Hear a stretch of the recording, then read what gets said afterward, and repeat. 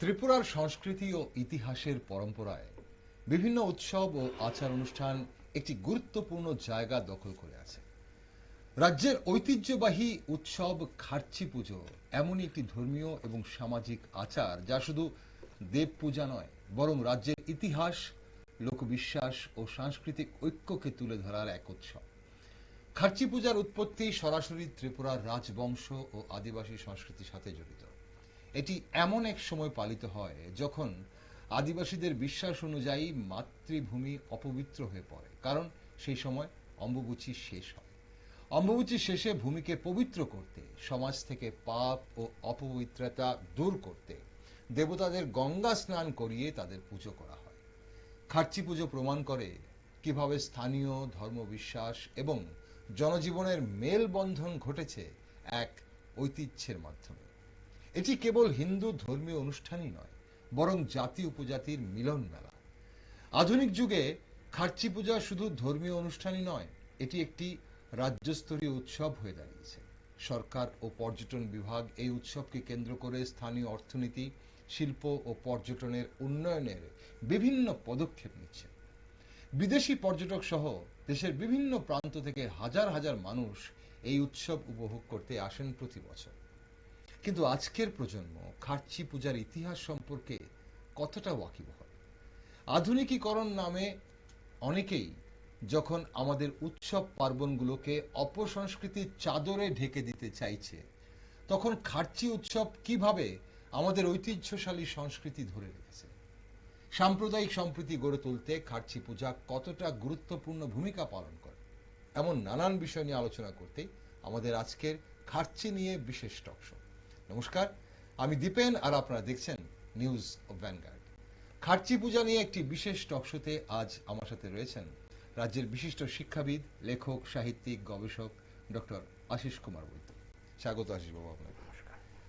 আশিস বাবু, প্রথমে আজকে যেটা জানতে ইচ্ছে করছে আপনার কাছে, যে অন্যান্য যে উৎসব পার্বণ আমাদের রাজ্যে তো বহু উৎসব পার্বণ পালিত হয়, এই খার্চি পূজা কিভাবে আলাদা করে দেখেন খার্চি পূজা? প্রথম কথা হচ্ছে, আমরা সাধারণত বাঙালিদের সম্পর্কে কথাটা বলে থাকি যে 12 মাসে 13 পার্বণ। একদম।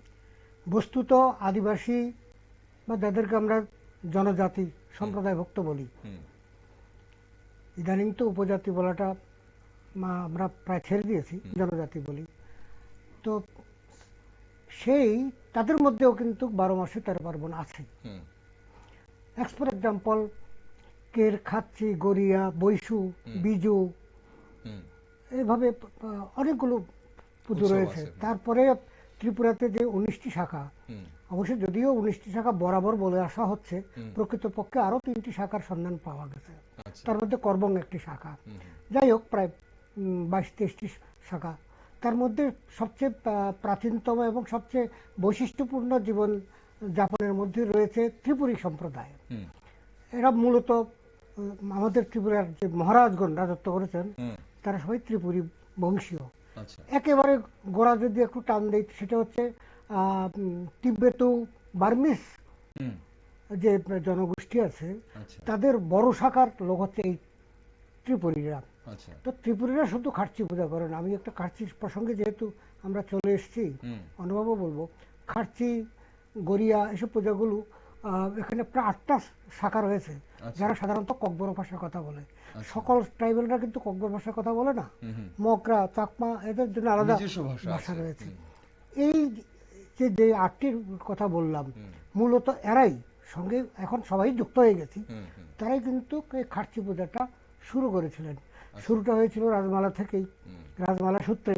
একটা সময় এটা ধর্মগ্রন্থ হিসেবেও মানে ব্যবহৃত হয়েছে, যেমন রামায়ণ, মহাভারত মূলত মহাকাব্য, কিন্তু আমরা এটা ধর্মীয় গ্রন্থ হিসেবে মর্যাদা দিই, সমাজ দর্পণ হিসেবেও একটা মূল্য দিই।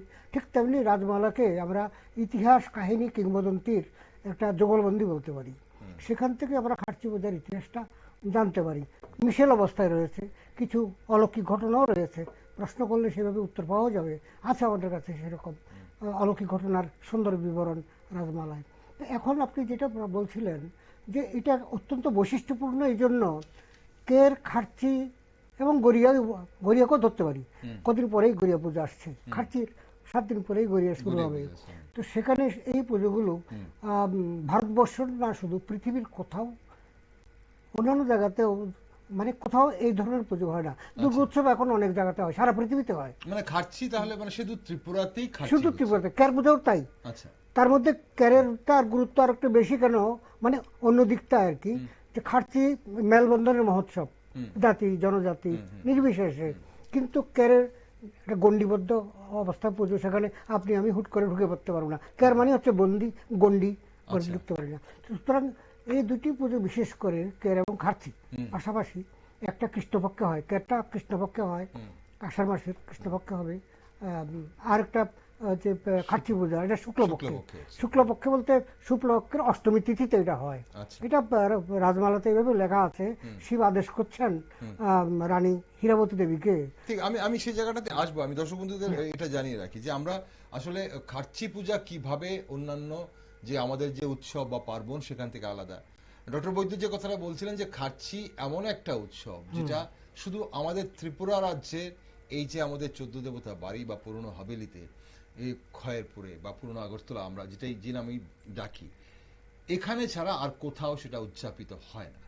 এখন প্রশ্ন হচ্ছে যে আমি যেটা বলতে চাইছিলাম যে আজকের প্রজন্ম, সে যে কোনো সম্প্রদায়েরই হোক, জাতি উপজাতি বা জনজাতি নৃগোষ্ঠী অংশের মানুষ, সবাই আজকের প্রজন্ম কতটা জানে খার্চি পূজার ইতিহাস সম্পর্কে বা খার্চি পূজার ইতিকথা, সেটা কিন্তু একটা বিরাট বড় প্রশ্ন। কারণ আমাদের সংস্কৃতি, আমাদের ইতিহাসগুলোকে আমাদের জানা উচিত, তাহলে কিন্তু আমরা সেই সংস্কৃতির শেকড়ে আমাদের নিজেদের ধরে রাখতে পারি।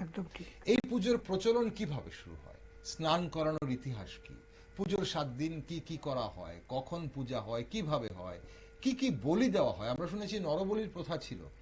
আমাদের আগের দিনের অনুষ্ঠানে অবশ্যই দুজন যারা ছিলেন ওনারা বলে গেছেন যে নরবলি ছিল এক সময়, প্রথা ছিল, সেটাও বন্ধ হয়েছে।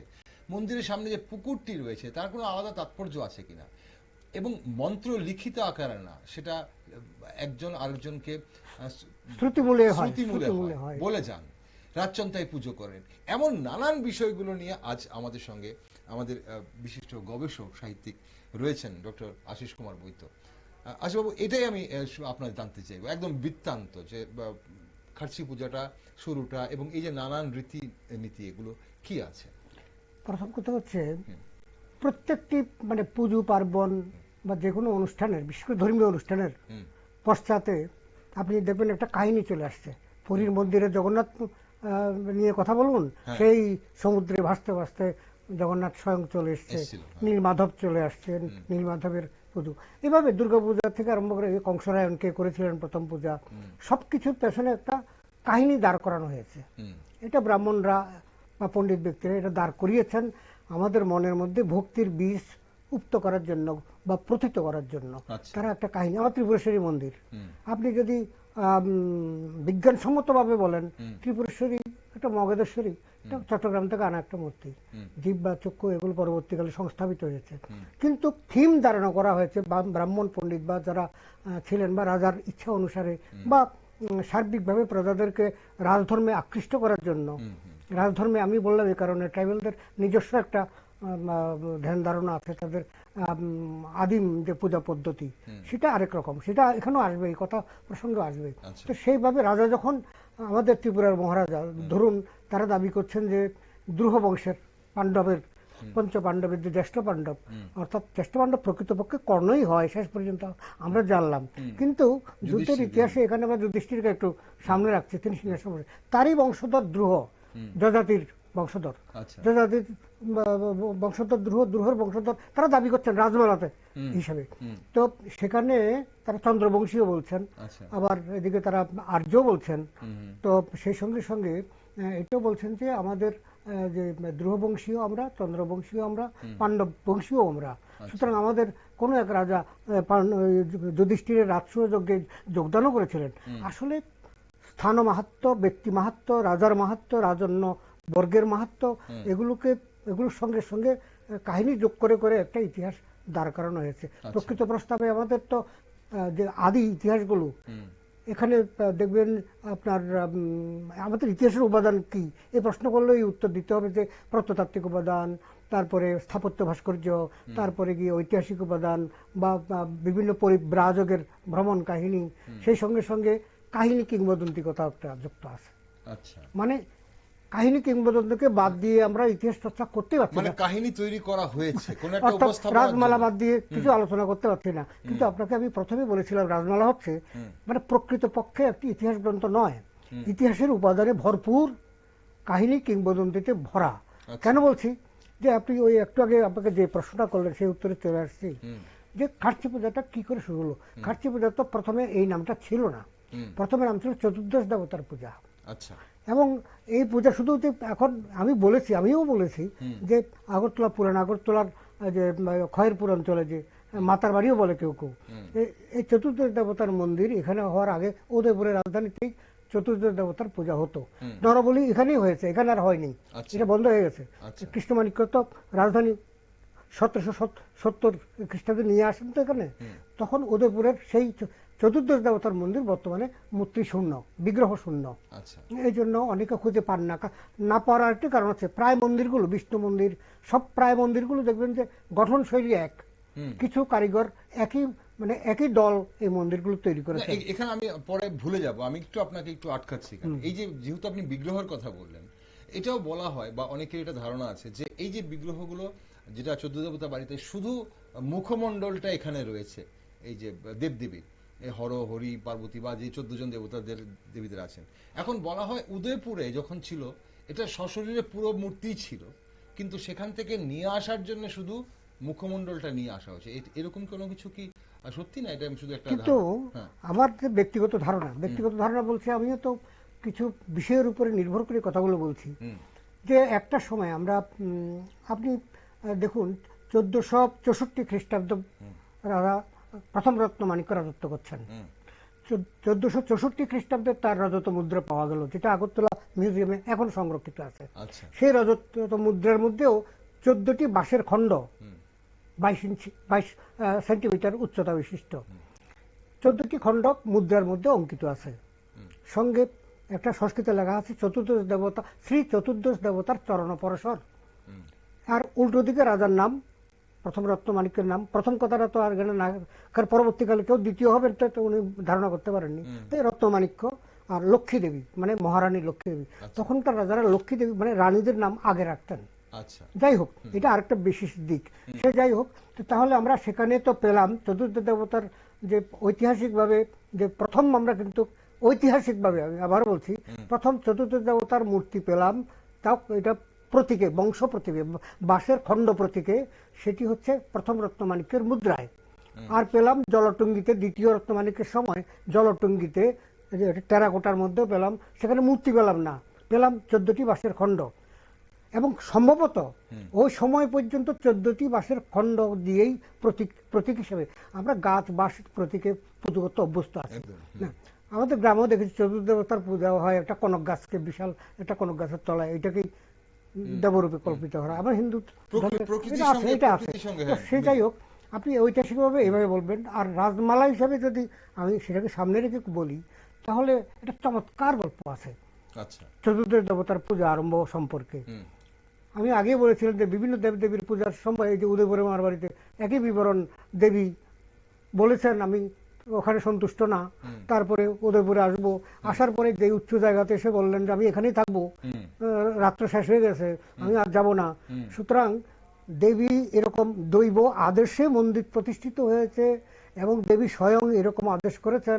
ব্রাহ্মণরা তখন প্রচার করলে এটা গৃহীত হতো, মানুষ গ্রহণ করত, ভক্তিবাদের জন্য এটা প্রয়োজনও ছিল। যাই হোক, এখানে দেখছি আমরা যে হীরাবতী দেবী, তার আগে একটু যেতে হচ্ছে মহারাজা ত্রিপুরার রাজাদের মধ্যে সবচেয়ে নিষ্ঠুর প্রকৃতির একজন রাজা ছিলেন মহারাজা ত্রিপুর, যিনি রাজত্ব করছেন। বর্তমান ত্রিপুরা ধরে কথা বললে হবে না, তখনকার ত্রিপুরা অনেক বাংলার একটা অংশ, মেঘনা নদী পর্যন্ত, ওইদিকে একেবারে আসামের যে কাছার অঞ্চল, এই সম্পূর্ণ একটা কিরাত রাজ্যের মতো ছিল। তার দুইটি ভাগ, একটা ভাগ যে ত্রিলোচনের মাতামহ রাজত্ব করতেন। সে যাই হোক, এখন ত্রিলোচনের এই যে বাবা পিতা বলতে এখানেও একটু কথা বলে নেব আমি। পিতা বলতে এখন এই অর্থে যে পরিচয় দেওয়ার ক্ষেত্রে কথাটা, ত্রিপুরের সন্তান ত্রিলোচন। তো ত্রিপুর রাজা ছিলেন দেবদ্বিজ বিদ্বেষী। দেবতা এবং বিদ্যা তিনি আদেশ করে দিয়েছিলেন যে প্রজারা কেউ দেবতার পূজা করতে পারবে না আমার রাজ্যে, আমি শিব, আচ্ছা আমার থেকে বড় দেবতা কেউ নেই, আচ্ছা। এইসব বলতে শুরু করলেন। মানে নাস্তিক ছিলেন, আমরা যাদেরকে নাস্তিক না নাস্তিক না শুধু, হ্যাঁ, দেব দ্বিজ বিদ্বেষী। বিদ্বেষী, ওকে। নাস্তিক এক জিনিস, আমি বিশ্বাস করি না, আপনার বিশ্বাসে আঘাত করি না, সেটা একরকম জিনিস। ওকে, আমি নাস্তিক একদম বিদ্বেষী কিন্তু ছিলেন। একটা বিদ্বেষী, এই শব্দটাই প্রযোজ্য। আচ্ছা, সুতরাং এই কথাগুলো প্রজারাও কানাকাটি করতে লাগলো, বা অনেকে কান্নাকাটি করতে লাগলো, যারা ধর্ম পরায়ণ তারা শিবের কাছে প্রার্থনা করতে লাগলো যে শিব একটা বিহিত করো। সত্যি সত্যি শিব একদিন রাজমালায় পাচ্ছি, আমি রাজমালা ধরেই কথা বলছি, যে ত্রিপুর রাজার দরবারে তিনি ঢুকলেন শিব ত্রিশূল নিয়ে। আচ্ছা, তখনও চৈতন্য উদয় নাই, ত্রিপুর রাজা পা দুলাচ্ছেন, হ্যাঁ করে হাসছেন, হে এসে গেছে অর্ধনগ্ন ফকির। আচ্ছা, তখন শিবের স্বাভাবিক কমপ্লেন তো অনেক আগে থেকেই দেবলোক থেকে পাচ্ছিলেন, প্রজাদের কাছ থেকে পাচ্ছিলেন, ত্রিশূলের তাকে শূলবিদ্ধ করে তাকে হত্যা করলেন। এটা প্রায় কংস, আমাদের সমস্ত মানে কাহিনীগুলো একটার সঙ্গে একটা লিঙ্ক আপ আছে কিন্তু। হ্যাঁ, এই যে কংস কি বলছি, যে হিরণ্যকশিপু তাকে নরসিংহ অবতার স্তম্ভ থেকে বেরিয়ে হত্যা করেছিলেন, কারণ তিনিও তার পুত্র প্রহ্লাদকে নাভাবে মারার চেষ্টা করছিলেন, তিনিও দেবদীজ বিদ্বেষী। তাকে শিক্ষা দেওয়ার জন্য নরসিংহ উপদার, ও তার একটা বর ছিল, কোনো মানুষ মারতে পারবে না, কোনো পশু মারতে পারবে না। মানে এই বরটা পাওয়ার ফলে তার তো স্পর্ধা বেড়ে গিয়েছিল। হিরণ্যকশিপুর কথা বলছি। তখনই নারায়ণ অর্ধেক মানব আর অর্ধেক দানব, অর্থাৎ সিংহ, নরসিংহ অবতার, যে শরীরের নিচেরটা, গলার নিচেরটা মানুষের শরীর আকার, মাথাটা হচ্ছে সিংহের, এই আকারের স্তম্ভকে বলছিলেন যে প্রহ্লাদকে, তোমার এই স্তম্ভের মধ্যে আছে, ভগবান সব জায়গাতে আছে, এই স্তম্ভের মধ্যে আছে, হয় আছে, তাহলে পদাঘাত করলাম আমি।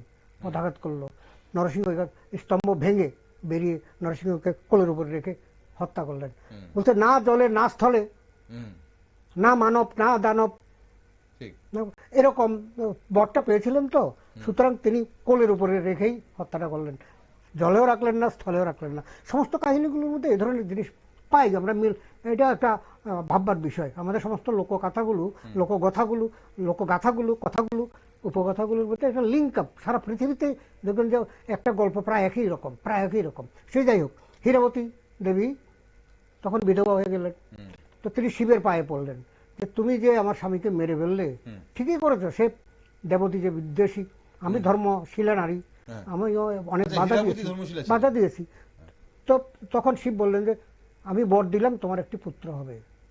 ওই মহাদেবের অপর নাম ত্রিলোচন, অতএব তার বরে প্রাপ্ত ছেলের নামও ত্রিলোচন। এইভাবে হলো। এখন হলো তো ঠিক আছে, এবার রানী গেলেন স্নান করতে নদীতে।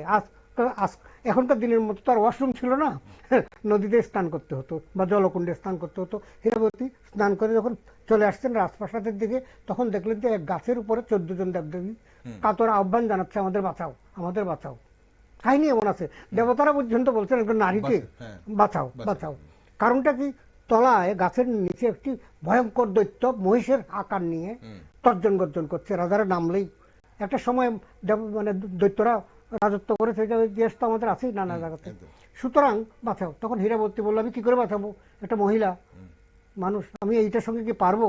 বলছে কিছু না, তোমার বক্ষবন্ধনীটি, ওই আবার লোককথার মধ্যে চলে গেল, রিয়া, তোমার রিয়াটি, বক্ষবন্ধনী মানে রিয়া দিয়ে তারা একটা বাঁধে, তোমার বক্ষবন্ধনীটা যদি খুলে, একটু লজ্জা শরম ত্যাগ করতে হবে আর কি আমাদের স্বার্থে, এই মহিষটার উপরে যদি ফেলে দাও তাহলে সেটি বশীভূত হবে। বশীভূত হলে আমরা অনায়াসে নামতে পারবো। হীরাদেবী তাই করলেন, মহিষ বশীভূত হলো। বললো এবার তো আমরা নামলাম, কিন্তু আমাদের খিদে পেয়েছে, তো চলো তোমার প্রাসাদে যাবো। তো চলুন, ভালো কথা।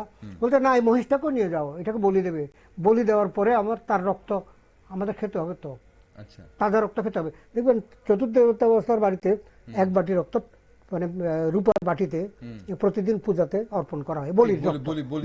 এই যে পাঠা বলি, ছাগো বলি, এগুলো হচ্ছে, বা কিংবা পায়রা বলি, এগুলো হ্যাঁ।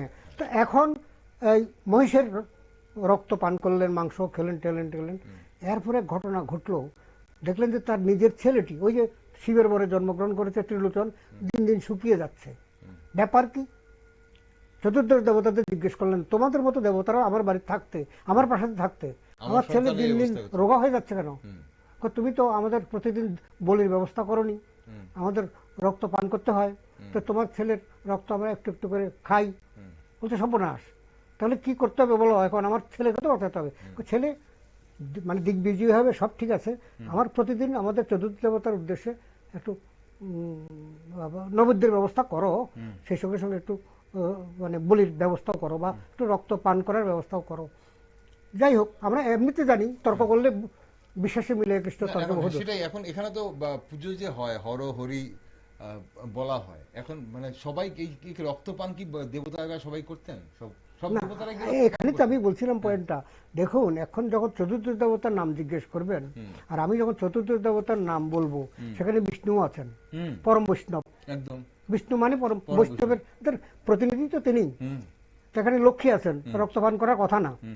আসলে ট্রাইবেলদের যে টোটেম বা টেবু কিংবা তাদের যে লোকবিশ্বাস, এটার সঙ্গে আদি যে নিয়মগুলো, যেমন মনে করেন পৌষ সংক্রান্তির দ্বারা মোরগ বলি দেয়, ওই ইয়েতে পৌষ সংক্রান্তির সময় তীর্থমুখে, এই যে বলি প্রথাটা আমাদের হিন্দুদের তান্ত্রিকদের মধ্যেও আছে। তো নরবলি হতো শুধুমাত্র যে এই চতুর্থ দেবতার মন্দিরে নরবলি হতো তা তো নয়, আমাদের বহুতান্ত্রিক কপালকুণ্ডল উপন্যাসটা দেখুন না, সেখানে কপালকুণ্ডলকে আনাই হয়েছিল বলি দেওয়ার জন্য।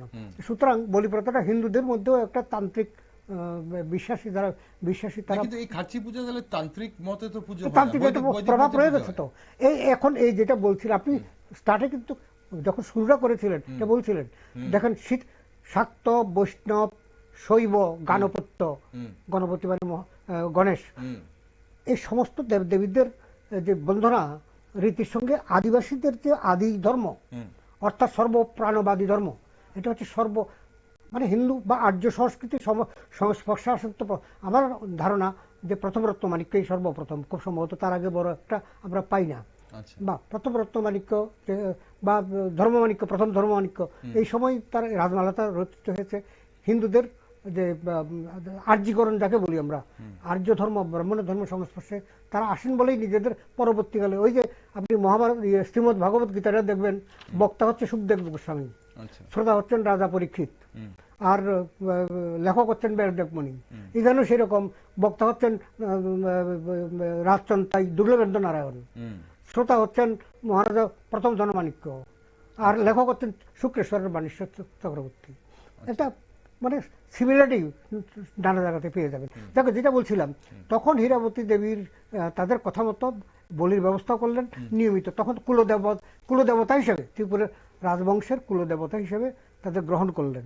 গ্রহণ করার পরেও একটা কথা আছে এখানে, তার যে ত্রিলোচনের পুত্র, ত্রিলোচনের তো একটা সময় চলে গেল, ত্রিলোচনের পরবর্তীকালে ওই সময় শিব আদেশ করেছিলেন যে আষাঢ় মাসের শুক্লপক্ষ শুক্লাষ্টমী হইলে চতুর্দশ দেবর পূজা করিবে সকলে, এরকম একটা নির্দেশ তিনি দিয়ে গিয়েছিলেন। সেই নির্দেশ তো শিলরাজ্য সেভাবে হলো। এরপরে হলোটা কি, সেই বংশেই ত্রিলোচনের দুই পুত্র দিকপতি এবং দক্ষিণ। দিকপতি মামার সিংহাসনে বসলেন, মামার মাতুল বংশের সিংহাসনে বসলেন, এই কারণে যে মামার কোনো এই দাদুর কোনো পুত্র সন্তান ছিল না, মামা ছিল না, সুতরাং সেখানে দিকপতি বসে গেলেন। আর এদিকে ফাঁক পেয়ে যে দক্ষিণ, তার ছোট ভাই দক্ষিণ বসে গেলেন পিতৃরাজ্য ত্রিবেগে, ত্রিবেগ মানে কিরাত রাজ্যের রাজধানীর নাম ত্রিবেগ, ত্রিবেগের সিংহাসনে বসলেন। আর ওইদিকে দিকপতি বললেন, না এটাও আমার রাজ্য, এটাও আমার রাজ্য, তুমি ভাগো এখান থেকে, তারই দিলেন। তখন তিনি এই চতুর্থ দেবতার মানে এই যে মূর্তিগুলো, এখন মূর্তি আমরা বলছি, তার্কিক ক্ষেত্রে তর্কের ক্ষেত্রে বলবো যে এগুলো পরবর্তীকালে নির্মিত হবার। চতুর্থ দেবতার যদি বংশ প্রতীকে মূর্তিও হয়, সেগুলো নিয়ে এলেন। খলমাতে প্রথমে রাজত্ব করলেন উত্তর ত্রিপুরায়, ক্রমে ক্রমে জুজারুফা দক্ষিণ ত্রিপুরার এই যে রাঙ্গামাটি, বর্তমান উদয়পুর, উদয়মাণিক্যের নাম অনুসারে উদয়পুর হয়েছে, আসল নাম ছিল রাঙ্গামাটি। রাঙ্গামাটির যে মক রাজা লিকা তাকে পরাজিত করে সিংহাসন, তখন সেখানে চতুর্থ দেবতার মন্দির হলো, তার বংশধর করলেন। কৃষ্ণমাণিক্য যখন মোগল এবং বিশেষ করে দস্যু তৎকর কুকি নানা এবং বিশেষ করে মোগল যে আক্রমণ, তিতিবিরক্ত হয়ে 1770 খ্রিস্টাব্দে রাজধানী থেকে উদয়পুর থেকে নিয়ে এলেন এই পুরাতন আগরতলায় রাজ্যের নিরাপত্তার জন্য। নিয়ে যখন এলেন এখানে চতুর্থ দেবতার মন্দিরটা করলেন। আর একটা জিনিস লক্ষণীয়, দেখবেন এই চতুর্থ দেবতার মন্দির দেখুন আর ত্রিপুরেশ্বরী দেবীর মন্দির দেখুন, দুইটা হুবহু এক প্যাটার্নের। এটা একটু বড়, এটা একটু ছোট, দুইটার মিল রঙে রূপে। যেমন মনে করেন মন্দির, তার চারকোনা চতুষ্কোণ, চারকোনা চারটা পালার মতো আছে। তারপর মন্দিরের গায়ের মধ্যে আপনার এই বাঙালিদের যে বেড়া যে দেওয়া হয় বাখারির মতো ডিজাইন আছে। তারপরে অন্ড আছে মন্দিরের উপরে, অন্ডের উপরে আছে কলস, কলসের উপরে আছে পতাকা দণ্ড, প্রায় একই, প্রায় একরকম। সে যাই হোক, এখন এইভাবে আমরা বর্তমান ত্রিপুরার বর্তমান অংশে উদয়পুরে এলো। উদয়পুর থেকে যখন কৃষ্ণমাণিক্য রাজধানী নিয়ে আসছেন, ত্রিপুরাকে ওখানে রেখে দিলেন ওখানকার প্রজাদের সন্তুষ্টির জন্য, যে একটা নিয়ে তারা থাকুক কমসে কম। চতুর্থ দেবতাকে নিয়ে এলেন তিনি। প্রাসাদটা এখন দেখেন, দেখতে তখনও কি কুলদেবতা তো ছিলেন, চতুর্থ দেবতা বরাবর ওই থেকে, মানে অ্যাজ পার রাজমালা কথাটা বলছি। তো ফলে এই কুলদেবতা মর্যাদা আজও পাচ্ছেন, মানে শেষ রাজা পর্যন্ত পেয়েছেন। এখন ত্রিপুরা সরকারও বা বর্তমান হোক যাই হোক, পরবর্তীকালে স্বাধীনোত্তর কালে ত্রিপুরা যখন ভারতে মার্জার করলো, মানে যোগ দিল, তখন ত্রিপুরা সরকার কিন্তু উদয়পুরের মাতাবাড়ির সেবায়িত, আবার এই চতুর্থ দেবতার মন্দিরেরও সেবায়িত, অর্থাৎ সেবা কার্যে যে সমস্ত খরচ হয় তাদের ভাতা টাতা পুরোহিতদের, এগুলো দেন।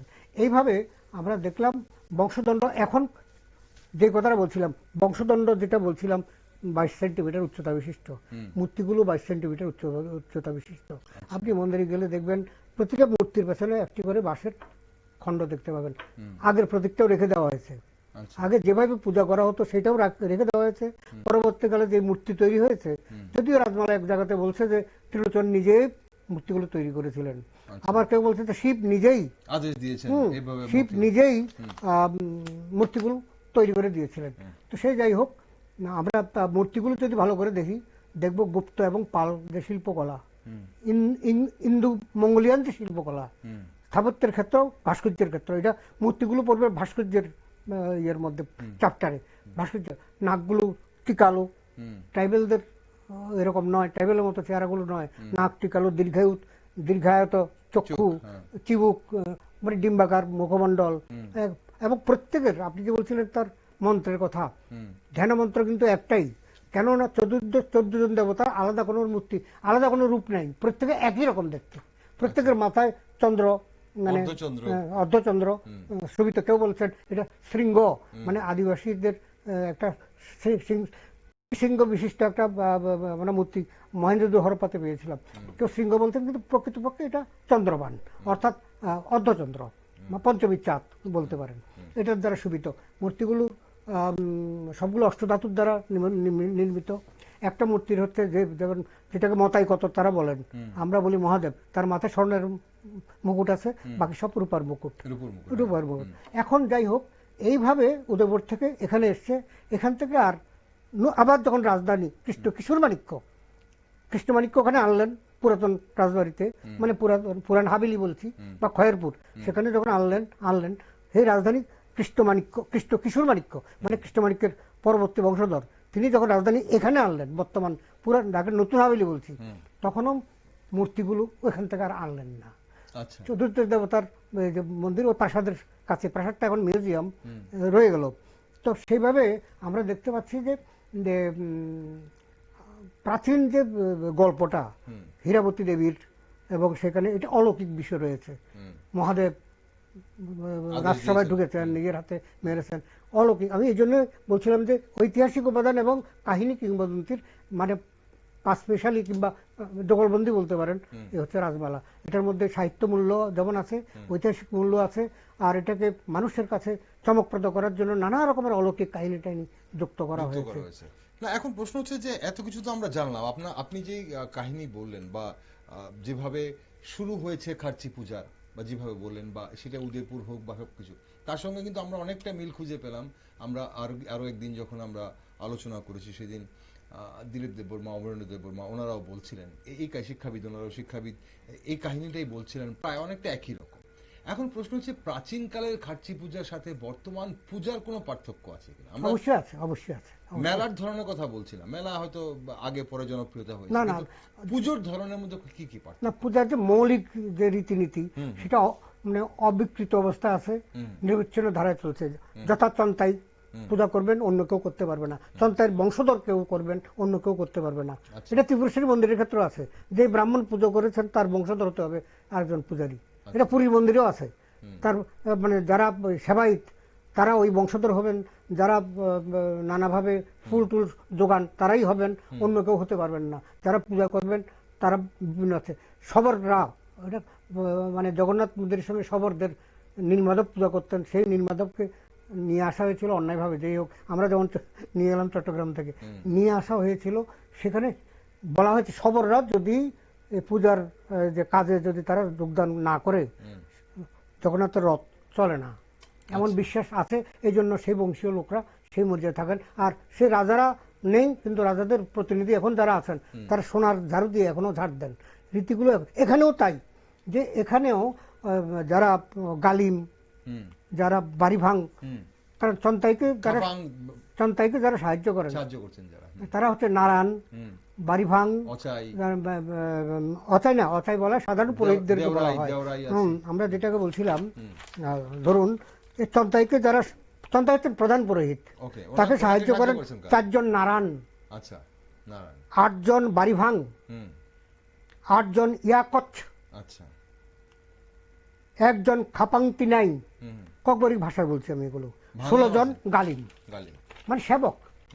এরা বংশধর অনুসারে তারা করছে। আর মন্ত্র, আপনার কথা বলছিলেন মন্ত্র, এটা ধ্যান মন্ত্র একটাই। সব দেবতা দেখতে যেহেতু একরকম, তারা তখন এভাবে পৃথকটা করতে পারেনি, তারা ধ্যান মন্ত্র একটাই করেছেন। আর লিখিত আকারে কোনো ধ্যান মন্ত্র নেই। এরা বংশ পরম্পরায় তারা শিখিয়ে দিয়ে যান। আর রাজাকে শেখানো হতো, রাজা একমাত্র রাজাকে শেখানো হতো।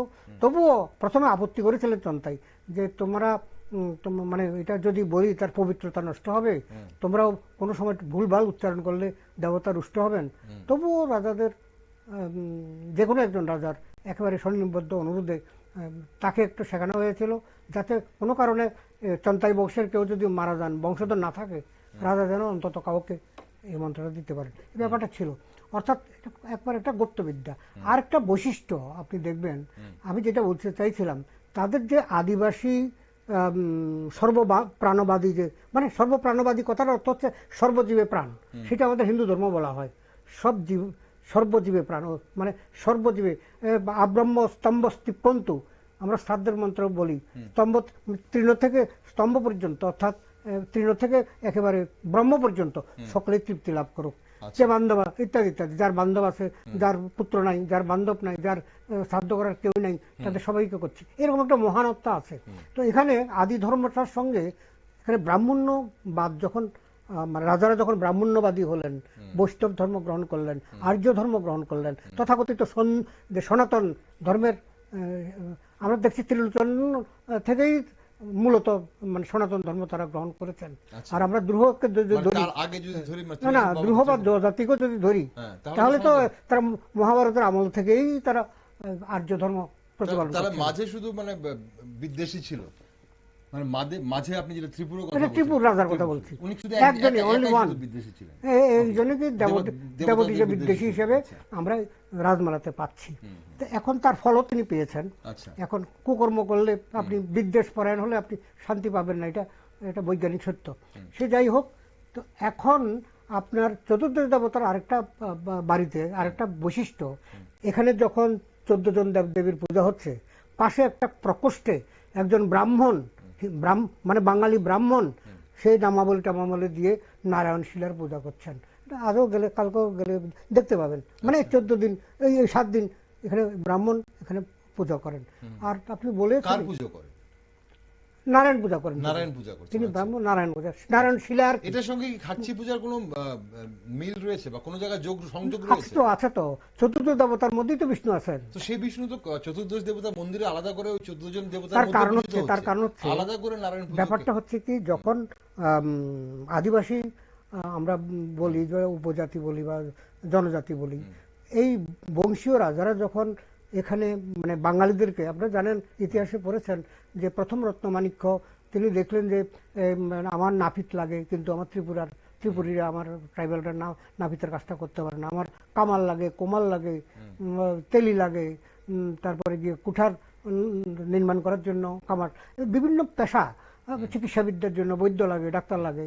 তখন তিনি বিভিন্ন পেশার মানে 10,000 বাঙালিকে, তখন তিনি বারবাক শাহ, তখন তিনি রাজত্ব করছিলেন বাংলায়, মানে গৌড়ের সিংহাসনে ছিলেন রুকনুদ্দিন বারবাক শাহ। রুকনুদ্দিন বারবাক শাহর সাহায্যে তিনি ত্রিপুরা সিংহাসনে বসেছেন, না হলে তো যে ডাঙ্গরফার যে 18 জন পুত্র তিনি সর্বকনিষ্ঠ, তিনি সিংহাসন পেতেন না, তো তার সাহায্যে তিনি পেয়েছেন। আর তিনি একটা মানিক তাকে ভেট দিয়েছিলেন, তখন থেকে তারা মাণিক্য উপাধি পেলেন। এখন পর্যন্ত সর্বশেষ রাজা পর্যন্ত আজকে প্রদ্যোৎ কিশোর পর্যন্ত মাণিক্য ব্যবহার করছেন। তো মাণিক্য উপাধিটা এইভাবে হলো। ফলে তাদের অন্তরলোকের মধ্যে জনজাতি ধারা, মানে বংশধারা আর যে বৈদিক যে আপনার আচার আচরণ, এগুলো মিক্সড হয়ে গেল। এবং রাজারা প্রত্যেকে মানে ট্রাইবেল বিয়ে করেছেন খুবই কম। বেশিরভাগ দেখবেন মণিপুর রাজকন্যা, বেশিরভাগ আসামের রাজকন্যা, তারা বেশিরভাগ গোয়ালিয়রের রাজকন্যা এবং মধ্যপ্রদেশের, তারা এখানে মিক্সড হয়ে গেছে, তাদের ব্লাডের মধ্যে মিক্সড হয়ে গেছে। তাদের মায়েরা তো মহারানী তুলসীবতী বাদ দিলে, কয়েকজনকে বাদ দিলে, যজ্ঞেশ্বরী বাদ দিলে, বেশ কয়েকজন হচ্ছে মানে মণিপুরী বা ভিন রাজ্যের। ফলে তাদের ব্লাডের মধ্যে একটা মিশ্র। আর মা আসার সময় তো মাতৃ বংশের রীতিনীতি নিয়ে আসবে, সংস্কৃতি আসছে। আপনার মিসেস আপনার শ্বশুরবাড়ি থেকে আপনার শ্বশুরবাড়ি থেকে কিছু কিছু রীতিনীতি নিয়ে আসছে। তো এইভাবে তাদের মধ্যে এখন দ্বৈতভাবে এই ধর্মটাও এই ধর্মের সাথে মেলবন্ধন করে, স্বামী আদি ধর্ম, স্ত্রীর হয়তো ওই ধর্ম, বা আমি ওই 10,000 বাঙালি যখন এলো, বাঙালি এবং ট্রাইবেল বা উপজাতিদের মধ্যে বা জনজাতির মধ্যে একটা মেলবন্ধন ঘটলো। এছাড়াও আরেকটি কথা বলার আছে, আমরা এত যাবৎ যত আলোচনাই করি, একটা আলোচনার সময় একটা জিনিস ভুলে যাই, সেটা হচ্ছে কেউ কোথাও আলোচনা করে না। আমি কিন্তু আমার এই নিয়ে এই তো এই দেশেও একটা কাচ্চি পূজাদের আমার লেখা বেরিয়েছে, যেটা বলছি আমার সর্বধর্ম মিলনভূমি ত্রিপুরাতে আমি ব্যাখ্যা করেছি। 7ম শতাব্দীতে দক্ষিণ ত্রিপুরায় পিলাক নামে একটি সভ্যতা আবিষ্কার হয়েছে। আমরা অনেক লেখালেখি করার পরে 72-73 থেকে লিখতে লিখতে পরবর্তীকালে দিল্লি থেকে লোক এলেন, উঠলেন, পাওয়া গেল কি বৌদ্ধ বিহার ধ্বংসাবশেষ মাটির নিচে, পাওয়া গেল কি সূর্য মন্দির, সূর্যমূর্তি, এগুলো পাওয়া গেল। অর্থাৎ কিনা 7ম শতাব্দীতে বাঙালিরা ছিলেন দক্ষিণ ত্রিপুরায়, এটা প্রমাণিত সত্য। টেরাকোটার কাজে বা নানা রকমের যে মূর্তি টুর্তি, শিবলিঙ্গ বা বৌদ্ধ মূর্তি, এগুলোর গঠন, পাল যুগের শিল্পকলার নিদর্শন, টেরাকোটার কাজ, যেটা আমরা মূলত প্রথম ত্রিপুরায় পেলাম পিলাকে।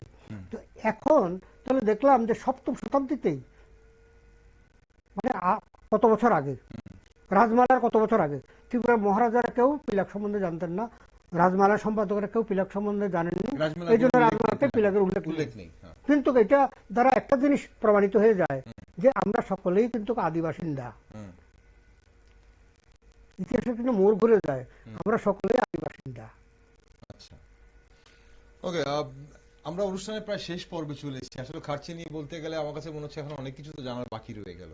আর একটা জিনিস খুব জানতে ইচ্ছে করছে, আমার গতদিন আমার জানার ইচ্ছে ছিল যে এই যে 7 দিন ব্যাপী খার্চি পূজার বা খার্চি উৎসবের এত জনপ্রিয়তা, মানুষ উপচে পড়া ভিড়, সেখানে ঢোকা যায় না, অনেকে ভিড়ের ভয়ে যায় না।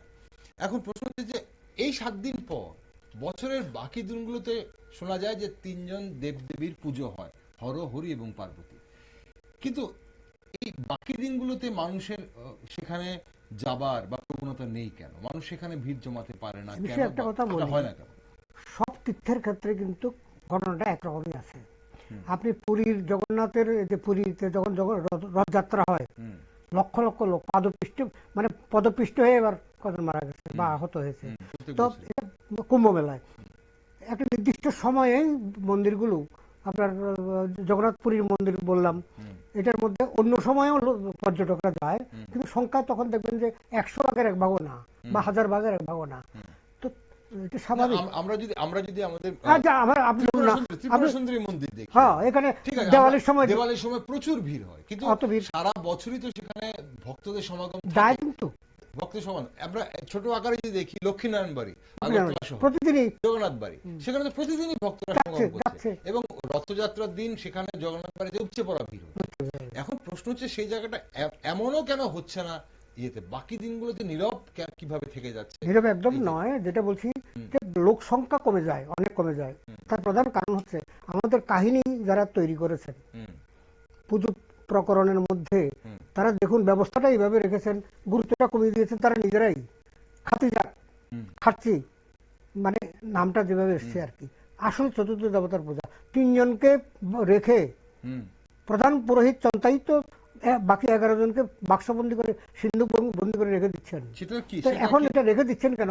তারাও গুরুত্ব দিচ্ছেন না। তারাও বলছে যে এত দেবতারকে একসঙ্গে এত মানে আড়ম্বর সহকারে পুজো করা যাবে না। যেমন মনে করেন ফর এক্সাম্পল আমাদের দুর্গা পূজাই 3 দিন পরে আমরা বিসর্জন দেওয়ার পরে আমরা প্রতিদিন দুর্গা পূজা, দুর্গা বাড়ি আছে আমাদের এখানে, দুর্গা বাড়িতে প্রতিদিন কি হাজার হাজার আসে।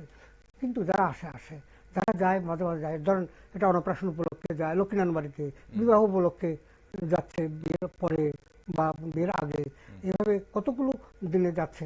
এখানে কাহিনীগুলো এমন ভাবে তৈরি হয়েছে, আর মানুষও তার তো আরো 10টা কাজ আছে, তার পেশাগত দিক আছে, তার অন্যান্য দিক আছে। তো আরো আগেও হয়তো বা লোক আরো বেশি যেত, কিন্তু এখনকার আপনারা বলছেন যে ল্যাপটপ, মোবাইল বা ইলেকট্রনিক্স যুদ্ধ চলছে ধরুন সারা পৃথিবীতে। আমি আজকে মানে অনেকক্ষণ যাবত মানে ইরাকে কি হচ্ছে, ইরানে কি হচ্ছে, ওই বাংলাদেশে কি হচ্ছে, এটাই দেখলাম। এভাবে একটা সময় কোথা দিয়ে চলে যাচ্ছে টের পাচ্ছি না, ছেলে মেয়েদেরও কিছু বলতে পারছি না, তারাও ট্যাবলেট নিয়ে ওইসব নিয়ে আর কি ব্যস্ত। তো ফলে আপনি নিজে অনেকগুলো কাজের সঙ্গে জড়িত, আপনি নির্দিষ্টভাবে আপনাকে বলে দেওয়া হয়েছে ওই সময়টা বড় করে পূজাটা হয়, মাইন্ডের মধ্যে এটা সেট আপ হয়ে গেছে। ওই সময়ে বিশেষভাবে যেমন মনে করেন ত্রিপুরেশ্বরী মন্দিরে বিশেষ করে দেওয়ালির সময় তাকে রাজবেশ পরানো হয়, সমস্ত স্বর্ণ টর্ণ যত মানে ভরি ভরি স্বর্ণ তাকে দিয়ে তাকে রাজবেশ রাজেশ্বরী রূপে তাকে সাজানো হয়। এটা দেখলে নাকি মহাপুণ্য। সেদিন তো পুলিশ মিলিটারি হিমশিম খেয়ে যায়, বুঝতে পারছেন? তাহলে নির্দিষ্ট কতগুলো দিন আমরা বেছে নেই যেগুলো আমাদের প্রাত্যহিক জীবনে, গার্হস্থ্য জীবনে কিংবা আমাদের কর্মজীবনে এফেক্ট করে না। যখনই আমরা মনে করি একটা গাড়ি কিনলো চলে যাচ্ছে, তো একটা বাড়ি করলো নতুন চলে যাচ্ছে, তো ফলে লোক একটু কমবে। এই কারণে প্রথমত হচ্ছে আমাদের রুজি রোজগারের একটা দিক দেখতে হচ্ছে, ডেলি আমরা একটা জায়গাতে যেতে পারি না। কিন্তু পর্যটকরা যখন আসে ত্রিপুরাতে, তারা তো প্রথমে চলে যায় রাজপ্রাসাদে, চলে যায় নীরমহলে, চলে যায় চতুর্দেবতার মন্দির যায়। এখন ধর্মীয় বা ধর্মীয় পর্যটন স্থল হিসেবেও আমাদের এই 14 দেবতা, যেমনটা আমাদের ত্রিপুরা সুন্দরী মন্দির বা কসবা কালে বাড়িও আমরা দেখি, ঠিক সেভাবে যদি আমরা 14 দেবতা বাড়িকে যদি আন্তর্জাতিক স্তরে, জাতীয় স্তরে তো বটেই, আন্তর্জাতিক স্তরে যদি আমরা এটাকে আরো জনপ্রিয় করে তুলতে চাই, তাহলে কি প্রয়োজন বলে আপনার মনে হয়? মানে কি করা প্রয়োজন? এখানে যা করার প্রয়োজন কিছু কিছু কাজ হয়েছে, হচ্ছেও বটে। ইতিমধ্যেই ত্রিপুরেশ্বরী মন্দিরকে নতুন করে ঢেলে সাজানো হয়েছে। আমি নিজে গিয়েছিলাম কিছুদিন আগে, আগের অবস্থাটা নেই। বাইরের এটাকে মানে মন্দিরটাকে ঠিক রেখে তার চত্বরটাকে পুরাটা পাকা করে ফেলা হয়েছে, এবং মানে দরজাটা কাঠের ছিল, এটা বদলে রূপার দরজা করা হয়েছে। প্রয়োজন আছে না আছে এগুলো অন্য কথা, অন্য প্রসঙ্গ। কাঠের ছিল, এটাকে খুলে নিয়ে এখানে রূপার দরজা করা হয়েছে, মানে পর্যটকদের আকর্ষণ বাড়াবার জন্য, মন্দিরের মাহাত্ম্য বাড়াবার জন্য। প্রত্যেক ভক্তই চেষ্টা করে তার। তো সেই সঙ্গে সঙ্গে চারিদিকে ভিটিগুলো যেভাবে এলোমেলোভাবে ছিল সারিবদ্ধভাবে বিল্ডিং করে দিয়ে, যে যারা ওই প্যারাডারা নিয়ে বসে আছে, হোটেলগুলোকে এইভাবে সাজানো হয়েছে, গাড়ি পার্কিং এর জন্য আলাদা জায়গা করা হয়েছে। এখানে খয়েরপুরও দেখবেন যে মন্দিরটাকে ঠিক রেখে, অনেক আগে অবশ্য, সে যাই হোক, আরেকটি বিকল্প মন্দিরের মতো রাউন্ড আকারে উঁচু করে তার উপরে চূড়া দিয়ে এটা করা হয়েছে, যাতে বৃষ্টি জল এসব পরে পুরোনো মন্দিরটার আয়ুষ্কাল যাতে কমে না যায়। এবং তার মধ্যে যে বন্যার জল টল, বৃষ্টি বেশি হলে জল ঢুকতো, সেই ব্যবস্থা এখন নেই। একটু উঁচু করে চারিদিকে উঁচু করে পার বেঁধে দেওয়া হয়েছে, অতিথিশালা হয়েছে, অনেকগুলো মানে স্থায়ী দোকান হয়ে গেছে। তো এই কারণ পর্যটক গেলে তার খেতে হবে, সে কিছু না কিছু একটা অন্তত খাবে। উদয়পুরে এইভাবে হয়েছে। ফলে সমস্ত মন্দির কেন্দ্রিক একটা অর্থনৈতিক জোন পর্যটকদের জন্য, পর্যটকদের আকর্ষণ করার জন্য নারিকেলগঞ্জে যেখানেই যান সেখানে এইভাবে নতুন নতুন কিছু বিভিন্ন সরকারের আমলে ওটা হয়েছে। দর্শক, আমার অনুষ্ঠান শেষের পথে একটা, এই যে আমি যেটা শুরুতেই বলছিলাম, আপনার কি মনে হয় কিভাবে এই যে সাম্প্রদায়িক সম্প্রীতির যে একটা বার্তা বহন করে আমাদের, এবং সেটাকে আরো কিভাবে এ সুদৃঢ় বিষয়ে করে আমার খাটছে বক্তব্য উৎসব? হচ্ছে এই সাম্প্রদায়িক সম্প্রতি আমাদের মধ্যে সাধারণ স্তরে মানুষের মধ্যে বন্ধুত্ব অটুট আছে। একদম।